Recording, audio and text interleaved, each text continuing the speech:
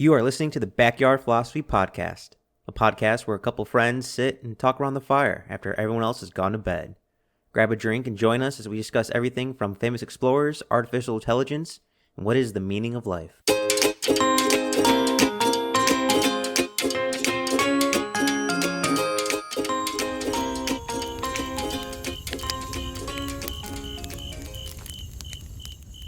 This is a little story about shipwrecks, clocks, stars, and politics.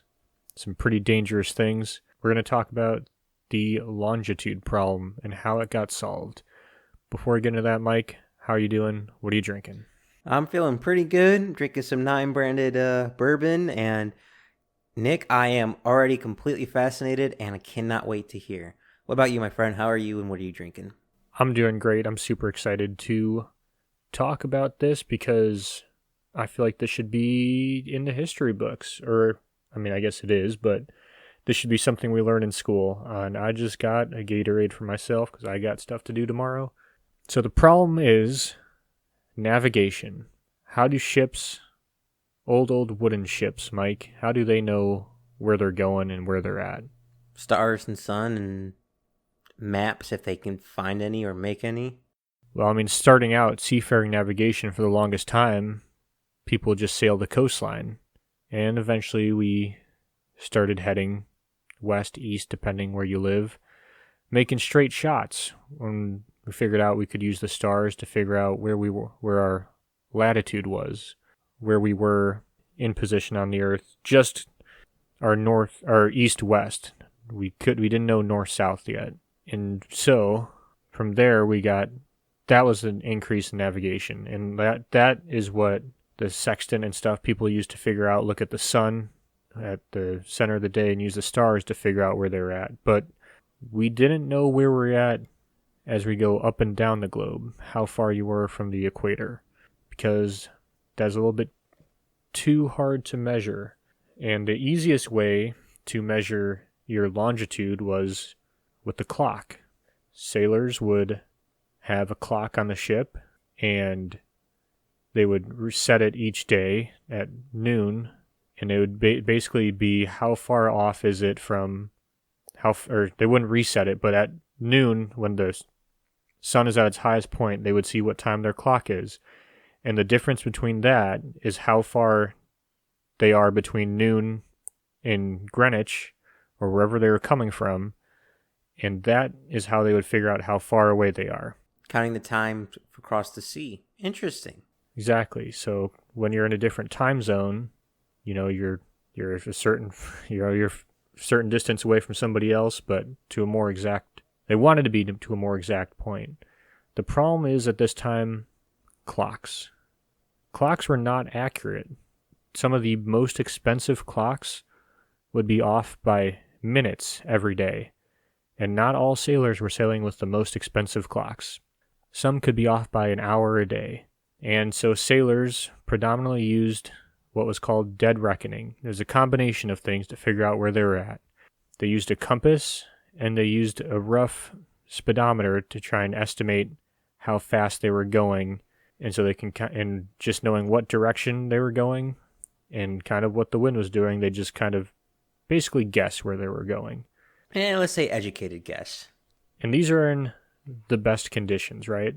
So the best conditions for clocks on land, they're still, and they don't experience rapid temperature changes. So when you're in a boat, it gets really hot, and then it gets cold. You're moving up and down with the waves. There's a lot going on. Salt water corrodes things, everyone knows that. It's not the ideal climate for a clock.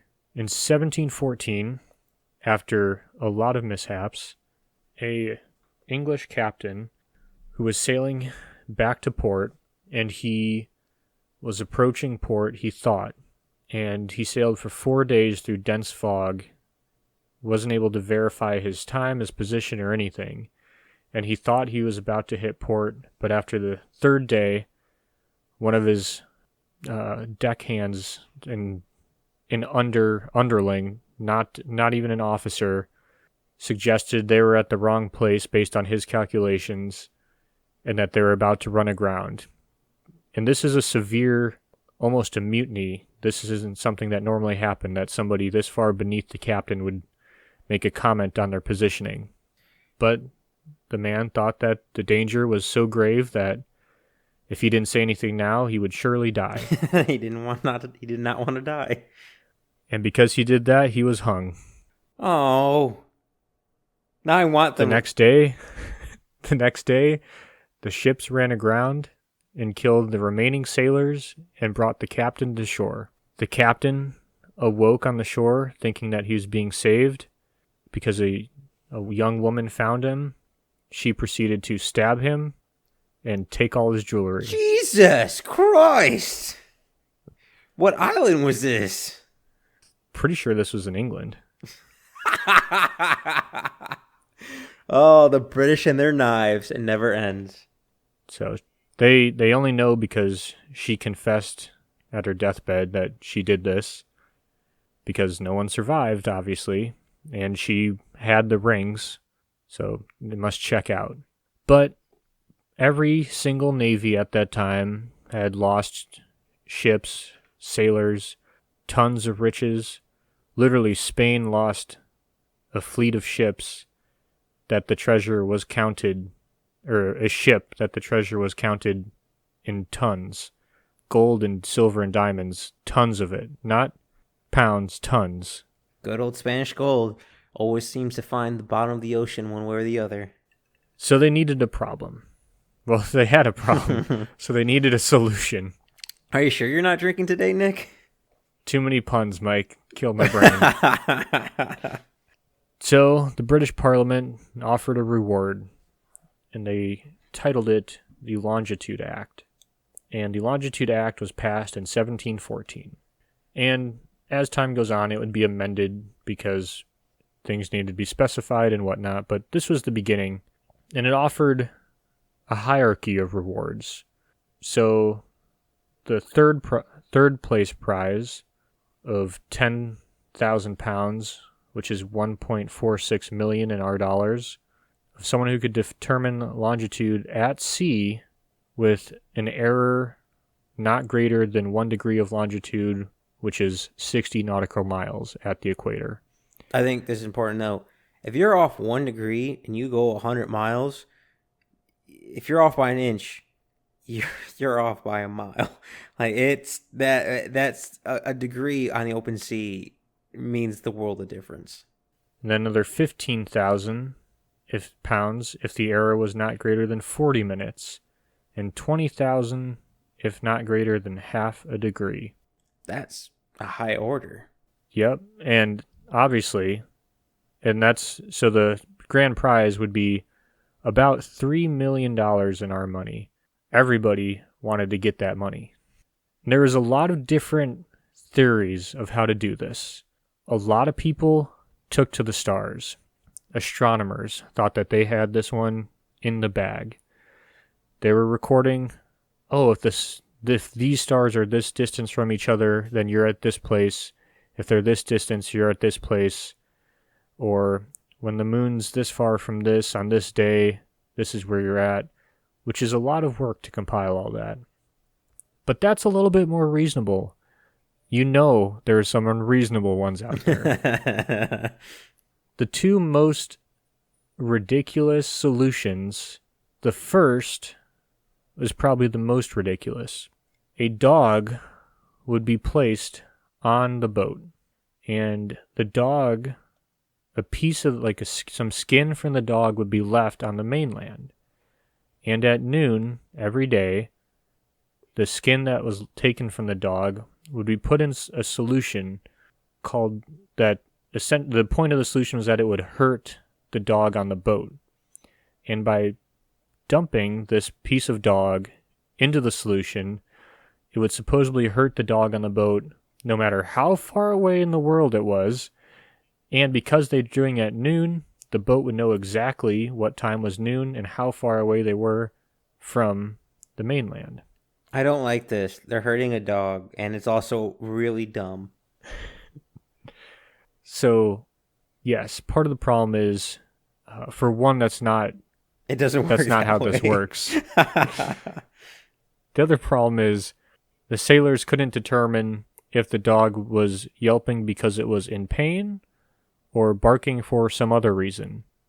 So they had to figure out which bark was the noon bark. Oh no! Do they do a control to figure out what type of bark is a sad bark versus what's a bark at a random thing? Yeah, I don't think they went that deep into it because I think it was more just snake oil. Some people tried it, obviously, but it didn't win the prize. The other one is a little bit more of a stretch, but at the same time more feasible. Not really, though. They were going to line a fleet of ships that stretched the Atlantic, and these ships would be anchored to the bottom, because by our best estimates, we figured the bottom of the Atlantic was 300 feet deep. Don't even have time to explain how wrong that is. They're off. Just a smidge there. And these ships would just anchor there and shoot their cannons at noon so that all the ships would know when noon is. Now, one of the problems, besides not being able to anchor your ships in the middle of the Atlantic, is pirates and supplying all these people. That being said, for a long time, this was probably the predominant idea. Can I also throw out another reason why this is a bad idea?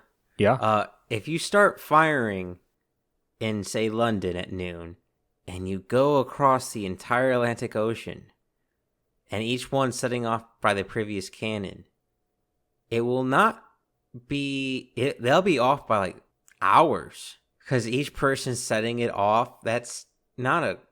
they're still going to be off by at least 30 minutes to hours. It's just not... it's not really feasible.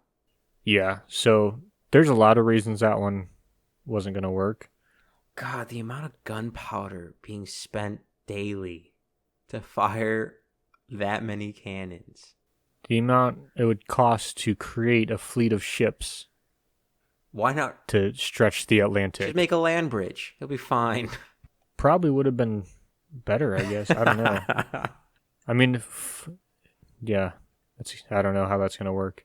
So someone had to come through, and that person kind of came from nowhere. You know, there's some big names involved in this. I mean, probably the most famous, Galileo Galilei. He actually, using the stars and the moon, determined a really accurate way to do surveying. But it was only accurate on land. And because of that, he got a lot of money from the French king, because, well, he invented an accurate way to survey their land ownership. And he famously said, "I'm losing more land to astronomers than my enemies." That's pretty funny. But John Harrison was born in Yorkshire. He was the oldest in his family, and very humble beginnings. I mean, we don't really know a lot about this guy because just wasn't in high society. So there's not much to go around. We know his father was a carpenter, and because of that, Harrison also became a carpenter and spent a lot of his time with wood. He started working for a church, and when his father gave him a watch, and some people think that this is a legend. Again, we don't know enough about his life to say it's true or not. The legend is his father gave him a watch, and he spent a lot of time listening to it and studying, figuring out how it worked. He was also, another legend said that he was given a book and went about watches and went through the whole book and made a bunch of annotations. And then he got a job to make a new clock for a park in Lincolnshire. And unlike other clocks at the time, he decided to make this one completely out of wood. Now, this is a huge change of pace because pretty much everything was made out of metal. And the problem with the metal clocks is they required lubrication, like a lot of lubrication, and it had to be set each day. This clock that he made was pretty incredible. He made it out of various pieces of wood, but it was so accurate. It was off by a few seconds each day. Some of the best clocks in the world at the time were off by minutes. And this carpenter from nowhere just goes and makes a clock for this park on like a shoestring budget. let the rednecks, the workers, the blue collar guys figure it out, because they will. I mean, the first clock that he made worked for 200 years. Jesus, and it's all made out of wood for 200 years? That's impressive. The only time it stopped is when they stopped it to refurbish it, and then it continued running. Then Harrison went to go meet another watchmaker, because everyone's like, you gotta, this famous watchmaker, George Graham, who's this famous watchmaker, and everyone's like, you need to meet this kid. And the guy was like, whatever. But after talking to Harrison, he's like, oh, this guy knows what he's talking about. And they talked for, I think, like 12 hours or something that first day. Harrison finally left Graham's place with a bunch of money, and Graham recited to him the longitude problem and told that the British Parliament has this huge reward. He thinks his clocks can do it. And he thinks he has a good chance of doing it because his clocks are so accurate. He gave him a bunch of money and said, pay it back whenever. He was that confident in him. Hey, gave a young man a shot. So Harrison went to work, and in 1730, he designed his first clock, H1, and it was a pretty big clock. It was about the size of a closet, and it revolved completely on weights and counterbalances and springs.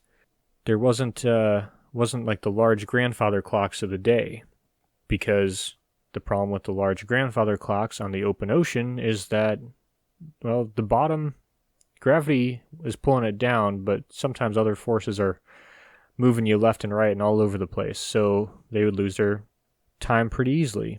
He presented it to members of the Royal Society, who brought it to the Board of Longitude. Now, there was a board who was supposed to dispense the prize money, but so far no prize had ever gotten, or no solution had ever gotten close, so the board had never actually met.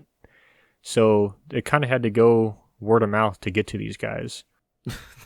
You set up a committee. They never made the committee. So in 1736, Harrison and H1 sailed to Lisbon, which isn't exactly where there's specific requirements it had to hit. It had to go to the New World basically and back to get the prize money, but this is a test voyage. There was some problems going out. The clock lost time headed out, but it performed well on the return trip. And several times, Harrison told the captain that his calculations were wrong and that Harrison's were right. And every time Harrison's clock was, and because of his clock's accuracy, his idea on the accuracy of their position was right, the captain was super impressed and wanted to buy it. Harrison took it back because he had some more work to do.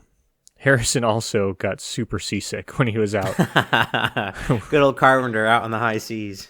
The board was kind of impressed, so they decided they'd give him $5,000, and they'd continue to give him $5,000 for a while as he continued to develop his clocks.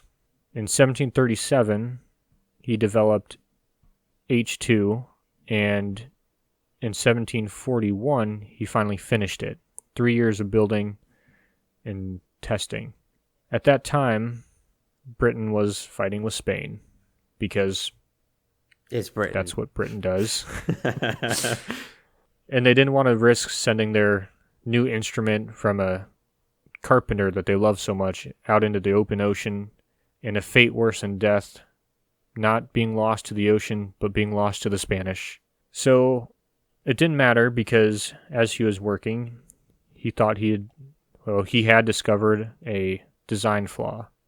So he decided he'd make another one, and the board gave him some more money. He spent 17 years working on the third clock, H3, and it did also pretty well. At this time, though, the working on it, he kind of came up with a smaller clock. Each of his clocks got smaller and smaller as time went on. Well, I guess H2 got bigger, and then his third clock got smaller. He wanted to be able to fit easily into a ship's captain's quarters. And so then he decided to make a small one, almost pocket watch size. And this was a thing of beauty. H4. Just out of curiosity, are these all being made out of solely wood, or are these a mixture of materials, or all steel? They're a mixture of materials. So it's wood and metal for the most part in certain places, but the gears are all wooden, so they're not to be lubed. But the materials for H4 is pretty special. So H4 is supposed to be a captain's watch. It's 5.2 inches diameter, and it's the most complex watch at the time. Coiled springs inside a brass barrel with, I think there's some wooden gears. There's also diamonds inside. It's a very expensive watch. And these H4, which in all the experimentations exceeded what would be needed. It went to Jamaica, and his son took it out, and the watch was tested, and the total transatlantic voyage, I think it was 3 seconds slow. That's it? 3 seconds? That is impressive. So, yes. And then on the way back, it was 5 seconds slow, which is basically 1.25 minutes or 1 mile off, which is higher than the highest standard for the Longitude Act. So he should be in line to get it, right? Well, that's not how this story is going to end. Oh boy, the British are gonna do him dirty. One of the people appointed to the board at this time was Reverend Neville Maskelyne, and he was supposed to test the watch. Neville, whose good friend was an astronomer, and had some he wasn't in the runnings, but he was working with other people on solar charts, moon charts, sky charts or star charts to determine longitude, and he didn't think, they didn't say engineers, they'd call them carpenters. They thought these mechanics, were beneath the work of an astronomer, and that a watch is no way to determine time where you're going. So Neville made it extremely difficult for Harrison to get his money and even to get this knowledge out into circulation. Neville decided that he would test Harrison's watch, not on the ocean, not on a certified test. He would just test it on a fake voyage in his office. Harrison insisted that he be with the watch to make sure no ill will came of it, which obviously Neville declined. Amazingly, in the test that Neville did, the watch was off by minutes on the multiple minutes on the way out, and it fared better on the way back, but not enough it wasn't within the target of what the Longitude Act called for. Somehow, Neville's test in his office, the clock was off way more than it was crossing the Atlantic. How could that happen, Nick? We don't know how that happened. But Harrison got H4 back, repaired it, and gave it to James Cook. Captain Cook, as many people know him, he's a pretty famous captain, did a lot of sailing. He took it. Is this the same Captain Cook who found Hawaii? Yep, and was killed there? Yep. But he used H4 on his second and third voyages using lunar distance on the first method, and he had nothing but praise for the watch. He said that it made it remarkably accurate, and he had copies made, or people were calling for copies, and other people started copying Harrison's design he took a copy of it, not Harrison's. He took a copy of H4 on his voyage, and he had nothing but praise for it. Other people started buying them. And the thing is, as people started making these copies, the cost started plummeting so that many people started using them. The problem is, initially the cost was so great. I mean, obviously the first one has like diamonds in it. It's a prototype, yeah. Pretty high price point, but not dying. The more people you get at a problem, people are able to make it cheaper, and there were a lot of knockoffs too, as to be expected. We're not far from the time of people. This is the same time. Like I said, people were herding dogs and figuring out when the dog barked, that's noon. So, yeah, obviously people were making knockoffs, but eventually people started making more affordable copies that got into the hands of sailors. However, John Harrison in his life would never receive the money, the estimated $3 million, because, well, I don't know, bureaucracy, corruption, whatever you want to call it. That sounds about right. But the money was given to his kids, and his son continued trying to get the money and carrying on his dad's legacy. And Neville, so all the clocks that Neville confiscated to test them, basically, he kept in his office, and they really weren't seen again. And Harrison really was torn apart about not seeing his watches again. Literally his life work. I mean, he spent like 30 years making these watches. That's just disgusting. Just to take away a man's entire life. But they would turn up again sometime after World War I. Rupert T. Gould of the British Royal Navy found the clocks in a pretty shitty state and started repairing them. He did this without being paid, and it took him like 5 years to restore all the clocks. Hell of a hobby. And yeah, some people are upset because, well, he didn't really know what he was doing. He just wanted to restore some naval history. He started working backwards. He started from the H1 and then to H4 so he could understand them better. But he got them all back in working condition. Well, except for the fourth, H4. So H4, unlike H1, 2, and 3, does require oil so that it can't run or you'll continue to damage it. But other than that, H1, 2, and 3, clocks designed or 1700s, still ticking away. I mean, there's cars made. They don't make them like they used to. Fuck, I have a watch from when I was a kid that doesn't even work anymore. So, that being said, that wasn't a $5,000 watch. But John Harrison, he continued to work on stuff. He worked on tuning systems, and he's really into music. And he's a pretty famous clockmaker. I didn't know the history of clocks was so interesting. We might do a whole podcast on that. But John Harrison figured out the longitude problem by designing a clock that could withstand the seas. The only thing it couldn't withstand is bureaucracy. Thanks for listening.